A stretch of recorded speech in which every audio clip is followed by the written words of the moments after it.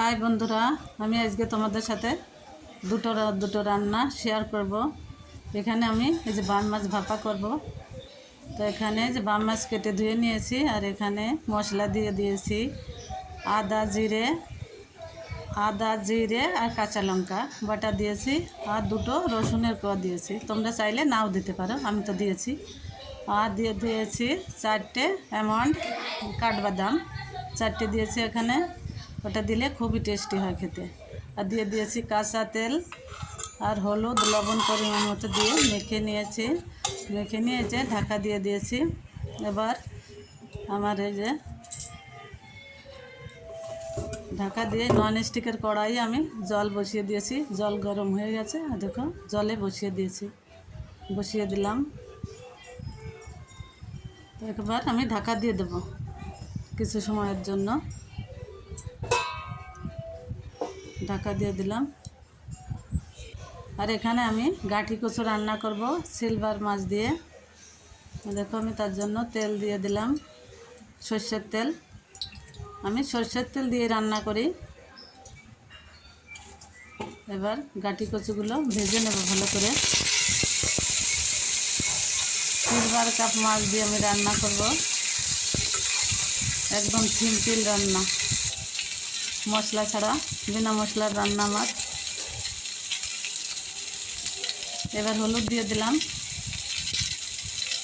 এবার দেব একটুখানি হলুদ, ভাজার সময় বেশি লবণ দেব না। এবার ভালো করে ভেজে নেব।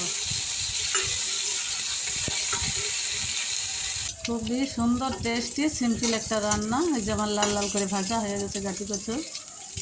ওদিকে আমার মাছ ভাপা হচ্ছে কড়াইয়ে। এবার আমি পরিমাণ মতো জল দিয়ে দেবো। গাঁটি কচুতে জলটা একটু বেশি দিতে হয়, কারণ এখন নতুন গাঁটি হয়েছে তো গলতে একটু টাইম লাগে।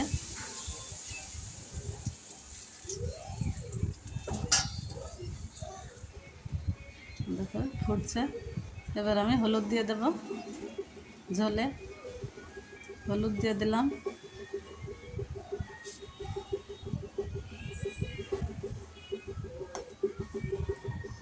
এবার দিয়ে দেব পরিমাণ মতো লবণ দিয়ে দিলাম।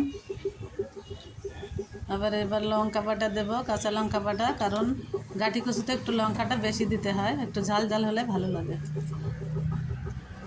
এ দেখো আমি কাঁচা লঙ্কা বেটে রেখেছিলাম, কাঁচা লঙ্কাটা দিয়ে দিলাম। গাঁটি কচুতে লঙ্কাটা একটু বেশি দিতে হয়।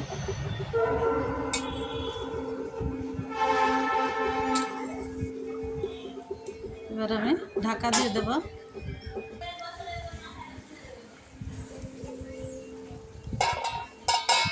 কিছু সময়ের জন্য ঢাকা দিয়ে দিলাম।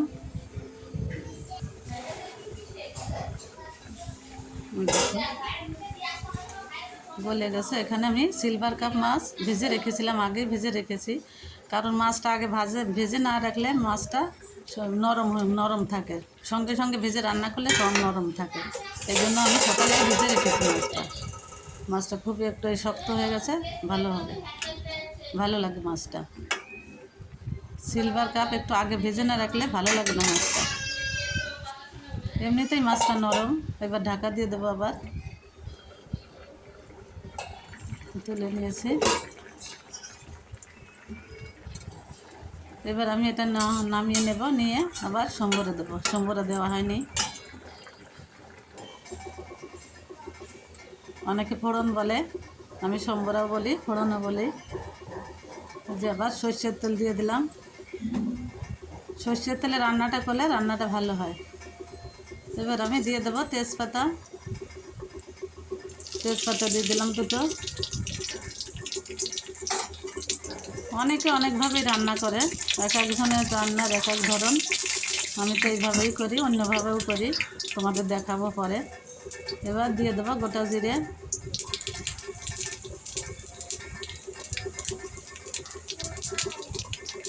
এবার জিরেগুলো ভেজে তুলে নেব।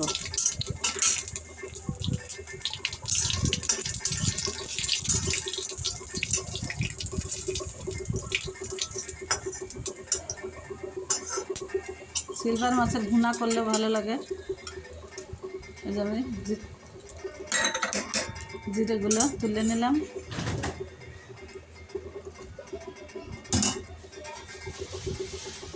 এবার আমি ফোড়ন দিয়ে দেবো, তরকারিটা ঢেলে দেবো।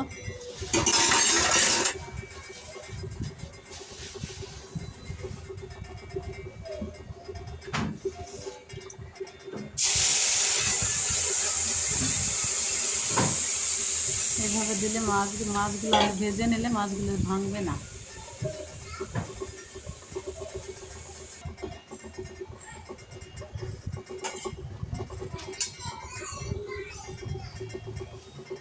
যে জিরেগুলো আমি তুলে রেখেছিলাম ভেজে, ওইগুলো বেটে লাস্টে দিয়ে দেবো।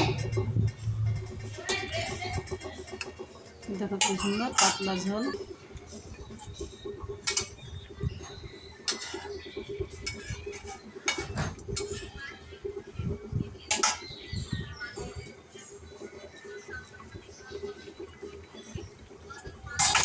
হয়ে গেছে আমার রান্না রেডি। দেখো জিরেগুলো ভেজে রেখেছি, বেটে রেখেছি, দিয়ে দিলাম লাস্টে। ভালো লাগে এভাবে খেতে। বন্ধুরা এভাবে রান্না করে খেয়ে দেখো, খুব ভালো লাগে। বিনা মশলায় পাতলা ঝোল, খুবই টেস্ট হয় খেতে।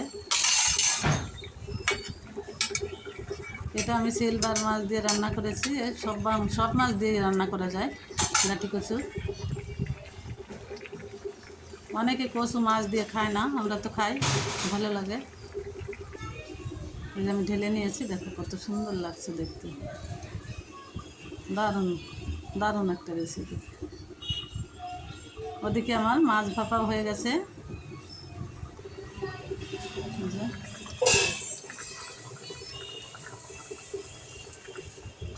এবার নামিয়ে নেব। আর এখানে নোটে শাক ভাজি করব রসুন দিয়ে। শাকটা একটু আমরা বেশি খাই। এই দেখো কি সুন্দর হয়েছে, দেখো তেল ছেড়ে দিয়েছে। দারুণ একটা রেসিপি,